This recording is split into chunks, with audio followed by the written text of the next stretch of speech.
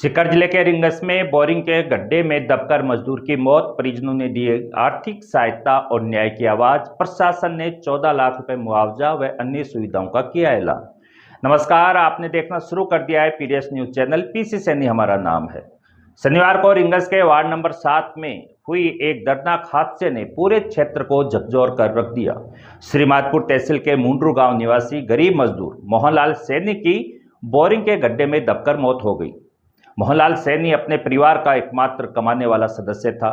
न जमीन न मकान, दयनीय आर्थिक स्थिति में जीवन यापन कर रहे इस परिवार की यह त्रासदी पूरे समाज को भीतर तक हिला देने वाली है।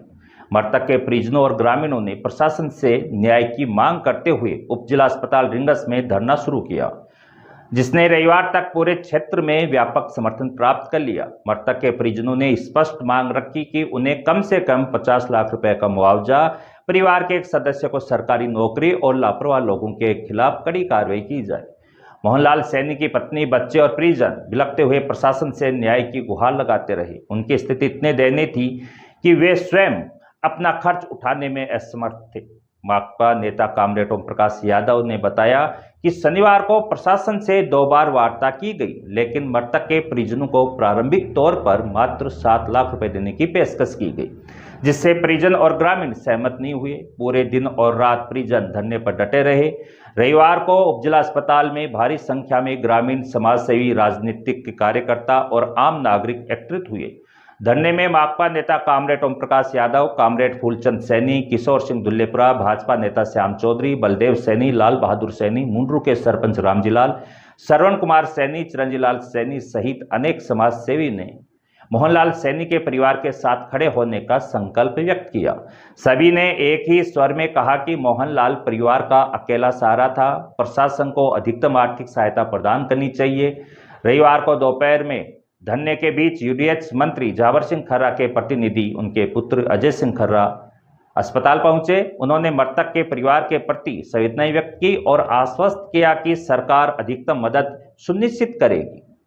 प्रशासन और ग्रामीणों के बीच वार्ता का दौर शुरू हुआ, जिसमें परिजनों की भावनाओं का सम्मान करते हुए कई महत्वपूर्ण निर्णय लिए गए।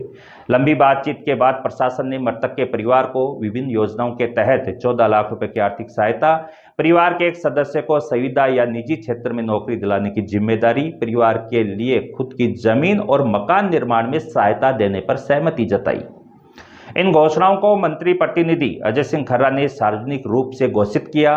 वहीं समाज सेवी और विधानसभा चुनाव में निर्दलीय प्रत्याशी रहे बलराम यादव ने व्यक्तिगत रूप से 1 लाख रुपए की मदद देने की घोषणा की।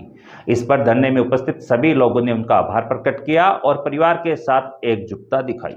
लगातार करीब 25 घंटे तक चले धरने के बाद प्रशासन द्वारा सहायता की घोषणा के बाद परिजनों ने धरना समाप्त किया। शव का पोस्टमार्टम करवाकर परिजनों को सौंप दिया गया। इस मौके पर एसडीएम ब्रिजेश गुप्ता, तहसीलदार महेश ओला सहित कई प्रशासनिक अधिकारी मौजूद रहे। उन्होंने परिजनों को हर संभव सहायता का आश्वासन दिया। मोहनलाल सैनी की मौत केवल एक व्यक्तिगत त्रासदी नहीं, बल्कि समाज के उस वर्ग की पीड़ा है जो आर्थिक तंगी और सरकारी उपेक्षा के बीच संघर्ष करता है। यह घटना प्रशासन के लिए चेतावनी है कि बुनियादी सुरक्षा और श्रमिकों के लिए कल्याणकारी योजनाओं को प्रभावी रूप से लागू किया जाए। ग्रामीणों की एकजुट आवाज ने साबित कर दिया कि न्याय की लड़ाई समाज के सहयोग से ही संभव है। आइए सुनते हैं क्या कह रहे यूडीएच मंत्री प्रतिनिधि और ग्रामीण इस घटना को लेकर। बहुत ही दुखद घटना में हमारे मुंडरू के श्रमिक मोहनलाल जी सैनी थे, जो रिंगस में कोई खुदाई का कार्य कर रहे थे और उस खुदाई के कार्य के दौरान मिट्टी लेने से उनकी आकस्मिक मृत्यु हो गई। और इस दुखद घटना के बाद में तमाम ग्रामीण वासियों ने और आसपास के व्यक्तियों ने मौके पर पहुंच करके और मोहनलाल जी को, परिवार को आर्थिक संबल दिलवाने के लिए प्रयास किया। लेकिन कल कुछ मांगों पर प्रशासन में और परिवारजनों में सहमति नहीं बन पाई।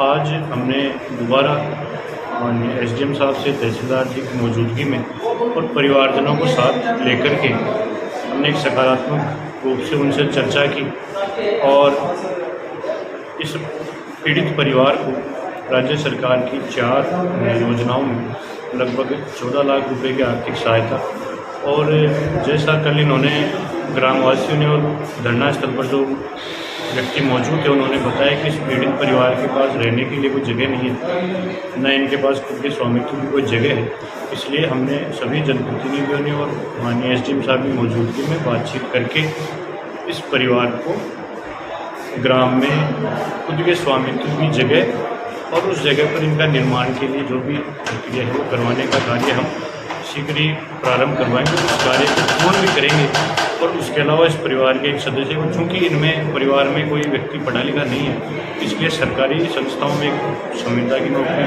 थी वो तकनीकी रूप से संभव नहीं थी। इसलिए हमने खुद जिम्मेदारी लेकर के इस परिवार को सरकारी या निजी क्षेत्र में जहाँ भी संभव हो, ये हमें किसी सदस्य के बारे में बता देंगे, उस सदस्य को हम निश्चित रूप से संविदा पर नौकरी दिलवाएंगे। इन सभी मांगों पर परिवारजनों के मध्य में सकारात्मक रूप से चर्चा और सभी में सहमति बनी। इसके अलावा माननीय एसडीएम साहब, कलेक्टर साहब के मार्फत राज्य सरकार को पत्र लिखकर इसके अलावा जो और भी इस परिवार की मदद है उसके लिए अनुरोध करेंगे। तो क्योंकि हम सभी सरकार का हिस्सा है, इसलिए हम भी उस पत्राचार के माध्यम से राज्य सरकार से अनुरोध करके इन सभी के अलावा जो सुविधाएं हैं वो दिलवाने का प्रयास करेंगे। इन सभी बातों के साथ हमने सभी की सहमति लेकर के और पीड़ित परिवार से बात करके धरना समाप्त करवा के उनके आगे की कार्रवाई के लिए उनसे निवेदन किया। धरना कल लगभग 6 घंटे कल चला और पूरी रात धरना जारी था और आज ये 6-7 घंटे बाद में आज फैसला हुआ है। और जनता का दबाव रहने के कारण है, जो हमारे क्षेत्र के यूडीएच मंत्री हैं उनके पुत्र अजय आए और उन्होंने वार्ता की, धरना स्थल के ऊपर आके प्रशासन ने वार्ता की है। और जो मोहनलाल के लिए मांग थी सभी की कि कम से कम 50 लाख रुपए दिए जाएं, आवास दिया जाए, परिवार को सरकारी नौकरी दिए जाए, क्योंकि मोहनलाल के पास रहने के लिए जगह नहीं है। तो चर्चा करके अभी इन्होंने ये कहा कि हम 14 लाख रुपए तो 4 योजना है उनमें देंगे और जो मुख्यमंत्री सहायता कोष है वो अलग से कराएंगे। जो इनके आवास है, आवासीय भूमि का पट्टा इनको जारी किया जाएगा परिवार को। और जहाँ तक मुझे जानकारी है, ये इनको आर्थिक जो पैकेज है वो 20 लाख रुपए से ऊपर होगा। इसलिए और एक इन्होंने ये कहा है कि दबाव में कि हम संविदा पे नहीं दे पाए, पढ़ा लिखा परिवार नहीं है तो संविदा पे नहीं दे पाएंगे नौकरी, तो उन्होंने कहा कि हम व्यक्तिगत इनको नौकरी देंगे। इसलिए ये तमाम जनता की, सब लोगों की ये जीत है कि सीकर ज़िले ने, जब भी सीकर ज़िले में कोई भी आंदोलन हुआ गरीब के लिए तो उसमें जीत हुई है। और निश्चित रूप से ये सीकर ज़िले और राजस्थान में मिसाल बनेगी कि जो किसान और गरीब की बार बार एक्सीडेंट में मृत्यु होती है, उसके लिए प्रशासन के बार बार नहीं लड़ना पड़े, इसके लिए हम आगे भी आंदोलन की रूपरेखा बनाएंगे और ज़्यादा से ज़्यादा मुआवजा मिले। मैं ओम प्रकाश यादव, मार्क्सवादी कम्युनिस्ट पार्टी जिला सचिव नीमका था। मोहनलाल जी सैनी था मुंडरू का, जो खड्डे में दब के उनकी मौत हो गई। 2 रोज से यहाँ धरना चल रहे थे और काफ़ी संख्या में 36 कौम धरने स्थल पर बैठी थी।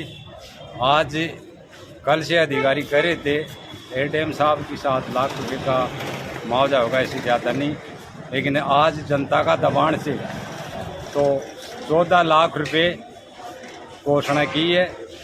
ये उद्देश्य मंत्री जाबर सिंह का सुपुत्र अजय जी ने घोषणा की कि 14 लाख रुपए इस परिवार को 4 योजना में दिलाएंगे। एक उनका रहने का आवास, तो आवास के लिए भी खुद सेम ने जिम्मेदारी ली है कि मैं इनकी ज़मीन कटवा के पट्टा शुद्धि बना के मकान देने की जिम्मेदारी ये मेरी सेम की है।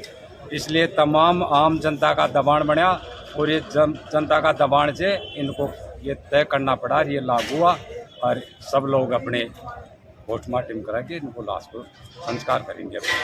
ये बात है।